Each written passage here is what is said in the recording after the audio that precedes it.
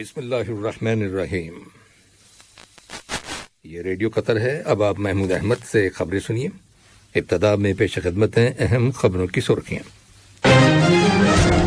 صاحب اسم امید نے ڈنمارک کی ملکہ کو آج ان کے ملک کے قومی دن کے موقع پر مبارکباد کا برقی پیغام ارسال کیا ہے۔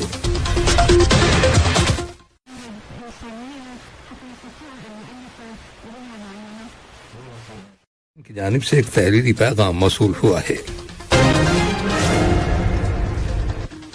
روس کے صدر نے مغرب کو خبردار کیا ہے کہ اگر امریکہ نے یوکرین کو طویل فاصلے تک مار کرنے والے میزائلوں کی فراہمی شروع کی تو روس نئے ٹارگٹس پر حملے شروع کر دے گا۔ اور بنگلہ دیش کے شہر چٹاگانگ کی بندرگاہ میں ایک شپنگ کنٹینر ڈیپو میں آگ لگ جانے سے کم از کم 49 افراد ہلاک اور 400 سے زیادہ زخمی ہو جانے کی اطلاع ملی ہے۔ یہ تھی اہم خبروں کی سرخیاں، اور اب سے چند لمحوں بعد تفصیل سے خبریں نشر کی جائیں گی۔ جب آپ تفصیل سے خبریں سنیے۔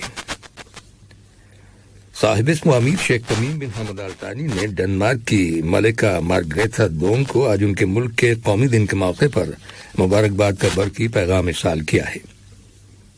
نائب امیر شیخ عبداللہ بن حمد آل ثانی نے بھی اس موقع کی مناسبت سے ملکہ مارگریتا دوم کے نام مبارکباد کا برقی پیغام روانہ کیا ہے۔ اسی طرح وزیر اعظم اور وزیر داخلہ شیخ خالد بن خلیفہ بن عبدالعزیز آل ثانی نے ڈنمارک کی وزیر اعظم میٹی فریڈی ریکسن کو آج ان کے ملک کے قومی دن کے موقع پر مبارکباد کا برقی پیغام ارسال کیا ہے۔ وزیر اعظم اور وزیر داخلہ شیخ خالد بن خلیفہ بن عبدالعزیز آل ثانی کو جمہوریت سنگاپور کے وزیر اعظم لی سی فین لونگ کی جانب سے ایک تحریری پیغام موصول ہوا ہے، جس کا تعلق دو طرفہ تعلقات اور مختلف شعبوں میں ان تعلقات کو فروغ دینے کے وسائل اور انہیں مضبوط بنانے کے طریقوں سے ہے۔ آج صبح وزیر اعظم اور وزیر داخلہ شیخ خالد بن خلیفہ بن عبدالعزیز آل ثانی سے دوحہ میں سنگاپور کے سفیر جے سوہن سنگھ نے ملاقات کی اور انہیں اپنے ملک کے وزیر اعظم کا مذکورہ پیغام پہنچایا۔ دیوان امیری میں آج صبح وزیر اعظم اور وزیر داخلہ شیخ خالد بن خلیفہ بن عبدالعزیز آل ثانی سے بھارت کے نائب صدر ونیکا نائیڈو اور ان کے ہمراہ ہوئے وفد کے ممبران نے ملاقات کی۔ اس ملاقات کے دوران دونوں ملکوں کے تعلقات اور مختلف شعبوں میں ان تعلقات کو فروغ دینے کے وسائل زیر بحث آئے۔ اس کے علاوہ باہمی دلچسپی کے متعدد علاقائی اور بین الاقوامی امور پر بھی تبادلہ خیال کیا گیا۔ آج صبح قطر میں بھارت کے سفیر کو وزارت خارجہ میں طلب کیا گیا اور انہیں ایک آفیشیل مراسلہ دیا گیا، جس میں بھارت میں حکمران جماعت کے ایک عہدیدار کے پیغمبر اسلام نبی اکرم صلی اللہ علیہ وسلم کے خلاف دیے گئے ریمارکس کی پرزور مذمت کی گئی ہے، اور بھارت کی حکومت سے اس ضمن میں اعلانیہ معافی کا مطالبہ کیا گیا ہے۔ دنیا اسلامی تعاون تنظیم OIC نے بھی ایک بیان میں بھارت کی حکمران پارٹی کے عہدیدار کے پیغمبر اسلام صلی اللہ علیہ وسلم کی شان میں گستاخی سے متعلق ریمارکس کی پرزور مذمت کی ہے۔ سعودی عرب میں قطر کے سفیر بندر بن محمد العطیہ نے آج صبح سعودی عرب کے وزیر مملکت برائے امور خارجہ عادل بن احمد الجبیر کے ساتھ ملاقات کی، جس کے دوران دونوں برادر ملکوں کے درمیان دو طرفہ تعاون کے تعلقات کا جائزہ لیا گیا اور باہمی دلچسپی کے امور پر تبادلہ خیال کیا گیا۔ شورا کونسل کی خصوصی کمیٹی کا جو شادی سے جڑے معاملات کا مطالعہ کرتی ہے، آج ایک اجلاس منعقد ہوا، جس کی صدارت کمیٹی کے چیئرمین علی بن شبیب العطیہ نے کی۔ اس موضوع سے متعلق بحث کے بعد کمیٹی نے اپنے فیصلوں اور سفارشات پر مشتمل ایک رپورٹ تیار کر لی ہے، جسے شورا کونسل میں پیش کیا جائے گا۔ وزارت صحت کی رپورٹ کے مطابق ملک کے اندر گزشتہ 24 گھنٹوں کے دوران کرونا وائرس کے 293 نئے کیسز رجسٹر کیے گئے ہیں، جن میں سے 271 کا تعلق لوکل کمیونٹی سے ہے، جبکہ 22 کیسز کا تعلق مسافروں سے ہے جو حال ہی میں دوحہ آئے ہیں۔ وزارت صحت کی رپورٹ کے مطابق اسی دوران کرونا وائرس کے مزید 303 مریض صحت یاب ہو گئے ہیں، جس کے بعد اس وبائی بیماری سے شفا پانے والے مریضوں کی مجموعی تعداد اب 3,67,477 ہو گئی ہے۔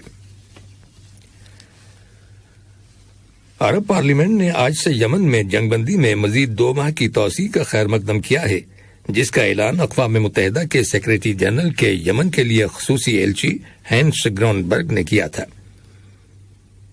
آج جاری کیے گئے ایک بیان میں عرب پارلیمنٹ نے عالمی برادری سے یمن کے اندر جنگ بندی کے استحکام کی حمایت کرنے اور فریقین کو موجودہ بحران کے ایک جامع حل کی تلاش کی طرف راغب کرنے کا مطالبہ کرتے ہوئے اس امید کا اظہار کیا ہے کہ یہ جنگ بندی یمن کے اندر پائیدار امن قائم کرنے کا باعث بنے گی۔ عرب پارلیمنٹ نے تمام فریقوں پر زور دیا ہے کہ وہ ایسے فوری اقدامات کریں جن کے ذریعے موجودہ بحران کو مکمل طور پر حل کرنے میں مدد مل سکے۔ عرب پارلیمنٹ نے یمن کے عوام کی مشکلات اور مصائب کے خاتمے کے لیے کی جانے والی کوششوں کی بھرپور حمایت کرنے کا بھی اعلان کیا ہے۔ یہ خبریں ریڈیو قطر سے نشر کی جا رہی ہیں۔ فلسطین کی وزارت خارجہ اور تارکین وطن نے ایک بیان جاری کیا ہے جس میں فلسطینی عوام کی سرزمین اور ان کے مقدس مقامات پر جارحانہ قبضے کے نتیجے میں پیدا ہونے والی کشیدگی کی مکمل ذمہ داری اسرائیل پر عائد کی گئی ہے۔ بیان میں فلسطینی عوام کو بین الاقوامی سطح پر تحفظ فراہم کرنے اور دو ریاستی حل کی بنیاد پر ان کی ایک علیحدہ اور خود مختار ریاست کے قیام کا مطالبہ کیا گیا ہے جس کا دارالحکومت مشرقی بیت المقدس ہو۔ وزارت نے بین الاقوامی برادری سے یہ مطالبہ بھی کیا ہے کہ وہ دوہرے معیار کی پالیسی کو ختم کرنے کے لیے ضروری اقدامات کرے اور اسرائیل سے مقبوضہ عرب علاقے میں انسانی حقوق کو پامال کرنے اور بین الاقوامی قوانین کے خلاف ورزیوں کے بارے میں پوچھ گچھ کرے تاکہ فلسطینیوں پر مظالم کی روک تھام کو یقینی بنایا جا سکے۔ بیان میں فلسطینی عوام کی زمینوں، املاک اور مقدس اور تاریخی مقامات پر مسلح یہودی آبادکاروں کے حملوں کی بھی مذمت کی گئی ہے۔ سعودی عرب میں 2 سال تک جاری پابندیوں کو ختم کیے جانے کے حکومت کے فیصلے کے بعد غیر ملکی عازمین حج کی سعودی عرب میں آمد کا سلسلہ شروع ہو گیا ہے۔ یاد رہے کہ کرونا وائرس کی وجہ سے گزشتہ 2 برسوں سے بیرون ملک سے عازمین حج کا داخلہ بند تھا۔ ذرائع ابلاغ کی رپورٹس کے مطابق انڈونیشیا سے عازمین حج کا پہلا گروپ مدینہ پہنچ گیا ہے۔ سعودی حکومت نے اس سال 10 لاکھ ملکی اور غیر ملکی افراد کو حج کی ادائیگی کی اجازت دی ہے۔ سعودی حکومت نے کچھ پابندیاں بھی لگائی ہیں۔ صرف 65 سال تک کی عمر کے ویکسین شدہ افراد یہ فریضہ ادا کر سکیں گے۔ آج ماحولیات کا عالمی دن منایا جا رہا ہے۔ یہ دن ہر سال جون کی 4 تاریخ کو منایا جاتا ہے جس کا مقصد قدرتی ماحول کو انسانی ترقی پر منفی اثرات سے بچانے کی اہمیت کے بارے میں لوگوں کے اندر شعور کو بیدار کرنا ہے۔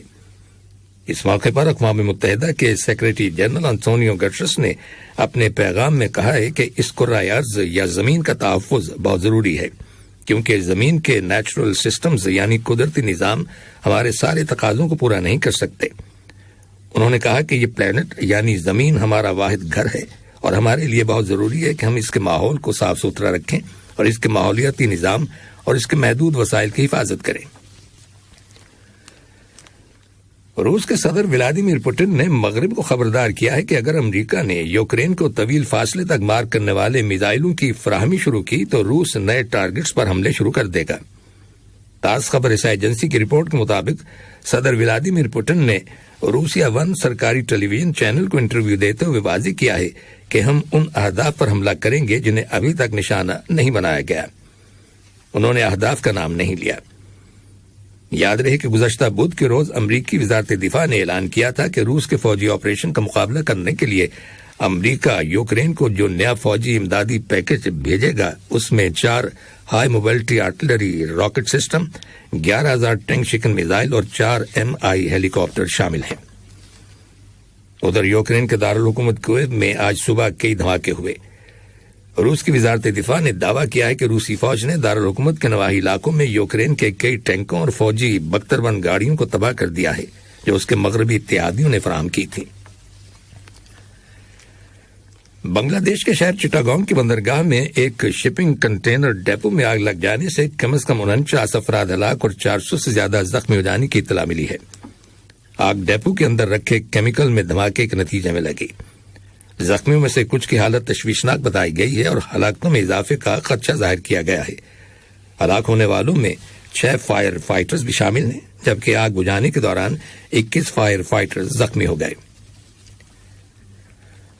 اور اردن کے شمالی علاقے اربد میں رائل جورڈینین ایئر فورس RJF کا ایک طیارہ جو تربیتی پرواز پر تھا آج صبح ٹریننگ ایکسرسائز کے دوران گر کر تباہ ہو گیا۔ اس حادثے میں طیارے کے دونوں پائلٹس ہلاک ہو گئے۔ آخر میں اہم خبروں کی سرخیاں ایک بار پہ سن لیجیے۔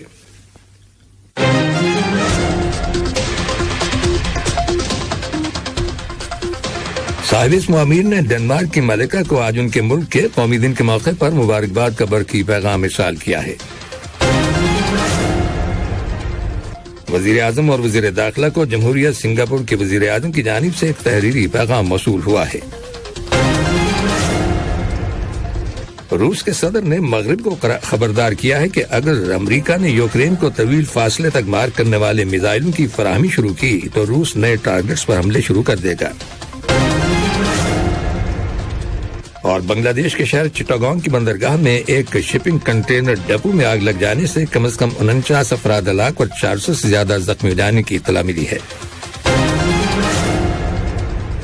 ریڈیو قطر سے خبروں کا آج کا دوسرا بلیٹن ختم ہوا۔